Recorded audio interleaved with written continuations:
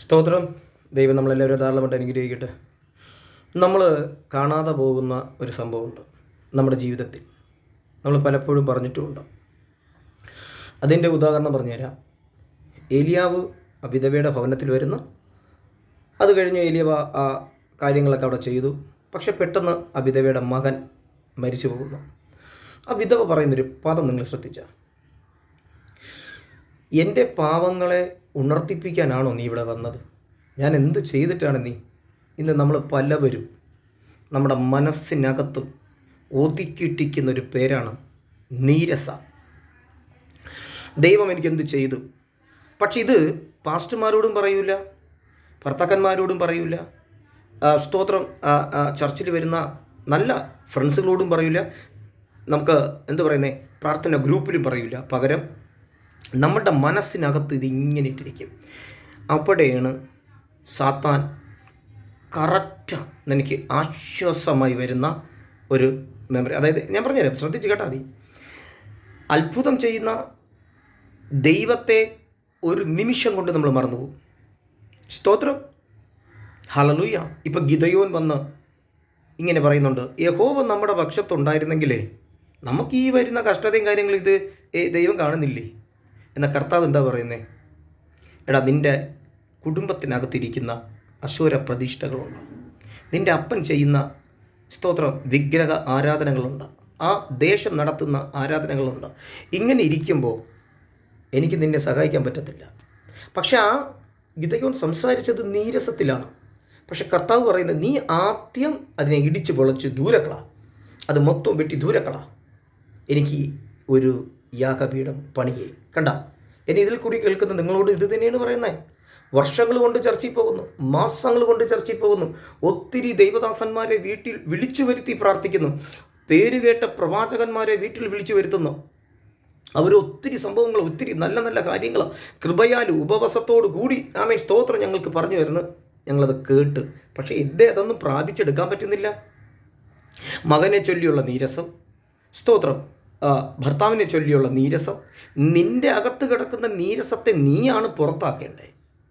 നമ്മൾ സദർശവാക്യങ്ങൾ 12-ാം അധ്യായമൊക്കെ വായിച്ച് നോക്കുമ്പോൾ, ഭാര്യ തൻ്റെ ഭർത്താവിന് ഒരു കിരീടം, അത് തല്ലിപ്പൊട്ടിച്ചും കളയാം.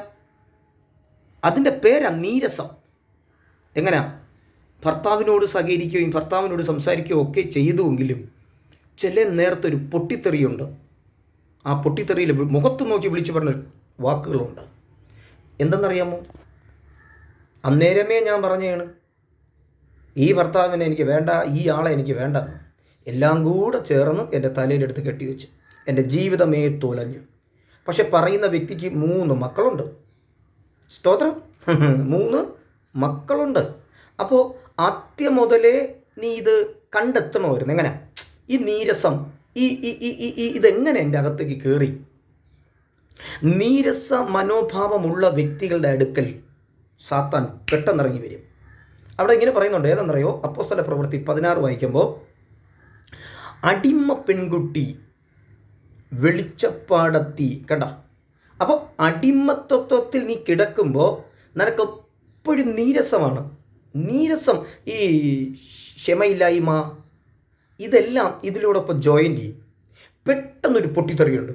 ആ പൊട്ടിത്തെറിക്കകത്ത് നീ പറയുന്ന ഓരോ വാക്കും ഭർത്താവാകട്ടെ, പാസ്റ്റിൻ്റെ നേരെയാകട്ടെ, വിശ്വാസികളുടെ നേരെയാകട്ടെ, അവർ തകർന്ന് തരിപ്പണമായി പോകും. ശ്രദ്ധിക്കുക. ഇതും കൊണ്ടാണ് സ്തോത്രം നമ്മൾ ദൈവവചനം കേൾക്കാൻ പോകുന്നതും ദൈവവചനം സ്തോത്രം വായിക്കുന്നതും ഒക്കെ. കാരണം ഇന്ന് അനേകവർ പറയുന്നത്, ഞങ്ങൾക്ക് ഈ ബൈബിൾ വായിച്ചിട്ട് സ്തോത്രം അങ്ങോട്ട് മനസ്സിലാകുന്നില്ല, ബൈബിൾ വായിക്കാൻ എടുക്കുമ്പോൾ ഞങ്ങൾ ഉറങ്ങിപ്പോകുന്നു. ഇതിൻ്റെ എല്ലാം കാരണം എന്തുവാ? നിൻ്റെ അകത്ത് കിടക്കുന്ന നീരസം. ഈ നീരസത്തിനകത്ത് നിങ്ങൾ ശ്രദ്ധിച്ചു നോക്ക്. പൗലോസിനോട് അവർ സംസാരിക്കുന്നുണ്ട്, നിങ്ങൾ അത്യുന്നതൻ്റെ അതായത് അത്യുന്നതൻ്റെ സുവിശേഷം അറിയിക്കുന്നവരാണ്. അപ്പോൾ അത്യുന്നതൻ, അപ്പോൾ ദൈവത്തെക്കുറിച്ച് അവൾക്ക് അറിയാം. പക്ഷേ അവൾ ദൈവത്തിൽ ആശ്രയിക്കുന്നില്ല. പകരം ഈ അടിമത്തത്തിലേക്ക് അവൾ ആശ്രയിച്ചുകൊണ്ടിരിക്കുകയാണ്. ഇതുപോലെയാണ് നമ്മൾ പലവരും. ഹല്ലേലൂയ. പല വ്യക്തികൾ നമ്മളെ നോക്കി പഴി പറഞ്ഞ, നമ്മളെ നോക്കി കുറ്റം വിധിച്ച്, നമ്മൾ ചെയ്യാത്തതിനെ ചെയ്തെന്ന് പറഞ്ഞ് തിരിപ്പിച്ച് റോഡ് തോറും നടന്ന് നമ്മളെ ബന്ധുക്കളോട്, ചാർച്ചക്കാരോട്, എന്തിനധികം പ്രാർത്ഥിക്കുന്ന പാസ്റ്ററോട് പോലും ഇവർ നമ്മളെക്കുറിച്ച് ഭയങ്കരമായി ബലഹീനത സംസാരിക്കും. ഇത് കേൾക്കുമ്പോൾ നമ്മുടെ അകത്തൊരു കത്തലുണ്ട്. ആ കത്തലിനെ നീ യേശുവിൻ്റെ നാമത്തിൽ ശാസിച്ചില്ലെങ്കിൽ ഇതവിടെ കിടക്കും.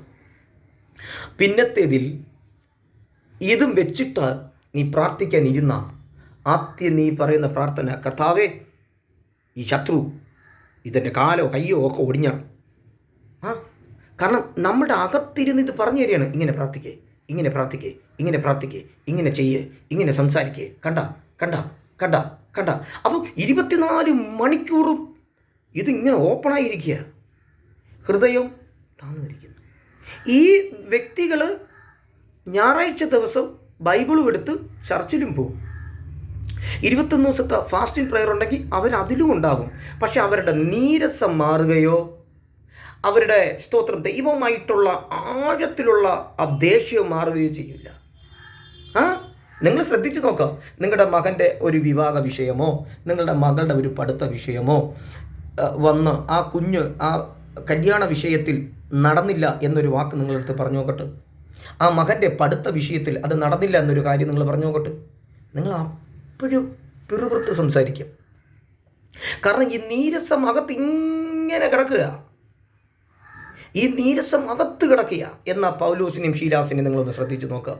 ഈ വെളിച്ചപ്പാടത്തിയോട് സംസാരിച്ച് ആ സാത്താൻ ആ ദേശം വിട്ട് മാറിപ്പോയപ്പോൾ ഇവരെ എന്ത് ചെയ്തു?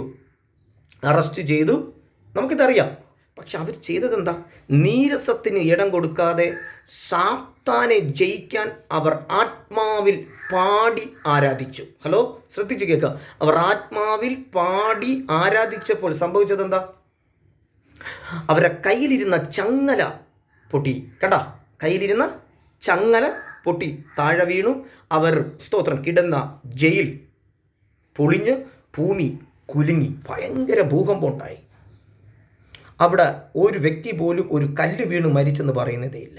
ഇനി പൗലോസിനെ ഒത്തിരി തല്ലി ആമത്തിലിട്ട് പൂട്ടാൻ സ്തോത്രം ഉത്തരവ് കൊടുത്ത ആ പ്രമാണി സ്വന്തമായി വാളോങ്ങി ചാകാൻ. കണ്ട, ഇതെല്ലാം നിങ്ങൾ ശ്രദ്ധിക്കേ. ഒരു നീരസ മനോഭാവത്തെ ആരാധനയിൽ പൊളിഞ്ഞപ്പോൾ നിന്റെ ശത്രുവിനെ പോലും നിനക്ക് മിത്രമാക്കി തരുന്ന ഒരു ദൈവം. ഒരു ആമയം പറയാൻ പറ്റും ഇതിനകത്ത് നിന്ന്? നിങ്ങൾ ആത്മാർത്ഥമായി ഒരു ആമയം പറയാൻ പറ്റും നിങ്ങൾക്ക്? ഹല്ലേലൂയ, സ്തോത്രം, സ്തോത്രം. ആ നീരസ മനോഭാവം നിന്നിൽ നിന്ന് പൊളിഞ്ഞേ പറ്റൂ. എന്നെ ഇതിൽ കൂടി കേൾക്കുന്ന എല്ലാവരോടും പറയുന്നു, നിന്റെ അകത്ത് കിടക്കുന്ന നീരസം നിന്നെ കൊണ്ട് പൊട്ടിക്കാൻ പറ്റത്തില്ല. അതുകൊണ്ടാണ് സ്തോത്രം ക്രൂശിൽ കിടന്ന യേശുവിൻ്റെ അടുക്കൽ 2 കള്ളന്മാരുണ്ട്. അതിലൊരുവൻ പറഞ്ഞു, നിന്നെ രക്ഷിക്കാൻ പറ്റില്ല, പിന്നെ എങ്ങനെ നീ ഞങ്ങളെ രക്ഷിക്കുക? പക്ഷെ അടുത്ത ഒരുത്തൻ പറഞ്ഞു, എടാ, നമ്മൾ 2 പേരും ഒരേ വിഷയത്തിൽ കിടക്കുന്നവരാണ്, ഒരേ കുറ്റം ചെയ്തിട്ട് കിടക്കുന്നവരാണ്. പക്ഷെ ഇവനോ കുറ്റം ചെയ്തിട്ടില്ല. നിങ്ങൾ അവിടെ ചിന്തിക്കുക. യേശുവിനെ തൊട്ടടുത്താണ് കിടക്കുന്ന 2 പേരും, തൊട്ടടുത്ത്. അതേ സെയിം കുരിശിലാണ് ഈ 2 പേരും കിടക്കുന്നത്. സ്തോത്രം. അപ്പം നമ്മളെടുത്തിരുന്ന 2 പേരും നമ്മളെക്കുറിച്ച് സംസാരിച്ച് നമ്മളെ നീരസ വാക്ക് പറയുമ്പോൾ നമുക്ക് പെട്ടെന്ന് ദേഷ്യം വരും. എന്നാൽ നിങ്ങൾ അവിടെ യേശുവിനെ നോക്കിയേ. യേശു മൗനമായി നിന്ന. എന്നിട്ട് ഈ ഒരു കുറ്റവാളി പറയാണ്, എടാ, നീ ക്രൂശിൽ കിടന്നിട്ടും നിൻ്റെ ഈ സ്വഭാവം മാറുന്നില്ലല്ലോ, നിൻ്റെ ഈ വാക്ക് മാറുന്നില്ലല്ലോ. നമ്മൾ സ്നാനപ്പെട്ടിട്ടും നമ്മളുടെ അകത്ത് കിടക്കുന്ന നീരസം മാറുന്നില്ലല്ലോ, നീരസ മനോഭാവം മാറുന്നില്ലല്ലോ. ഈ പുള്ളിക്കാരനെ കെട്ടിയതുകൊണ്ടാണ് ഞാൻ ഇങ്ങനെ ആയിപ്പോയത്. ഈ ഭാര്യ എൻ്റെ വീട്ടിൽ എൻ്റെ ഭാര്യയായി ഇവൾ വന്നതിലാണ് എനിക്ക് ഇങ്ങനെ ആയിപ്പോയത്. എനിക്ക് ആത്മീയതയിൽ വളരാനും പറ്റുന്നില്ല, പ്രാർത്ഥിക്കാനും പറ്റുന്നില്ല. ഈ നീരസം ആണ് സാത്താൻ നിൻ്റെ കുടുംബത്തെ തകർക്കാൻ ഉപയോഗിക്കുന്നത്, നിൻ്റെ മക്കളെ തകർക്കാൻ ഉപയോഗിക്കുന്നത്. നീ സഭയിൽ പോകുമ്പോൾ സഭയിൽ പോകാതെ വണ്ണം നിന്നെ തെറ്റിക്കുന്നതും ഇതേ സംഭവമാണ്. ഇപ്പോൾ ഇവിടെ നമുക്ക് വായിച്ചു നോക്കിക്കഴിഞ്ഞാൽ സ്തോത്രം, ആമേൻ, 1 ശമൂവേലൊക്കെ എടുത്ത് പഠിച്ചു നോക്കണം. അതിനകത്ത് സ്വന്തം മകനെ എതിരായി വരുന്ന അബ്ശലോമോൻ സ്വന്തം മകനാണ്, എതിരായി വരികയാണ്. ദാവീദ് അവിടെ നിന്ന് ഓടി.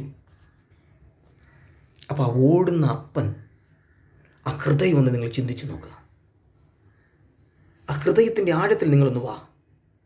ആ ഓടുന്ന അപ്പൻ എന്തുമാത്രം നീരസം ഉണ്ടാകണം, എന്തുമാത്രം നീരസയിൽ കയറണം.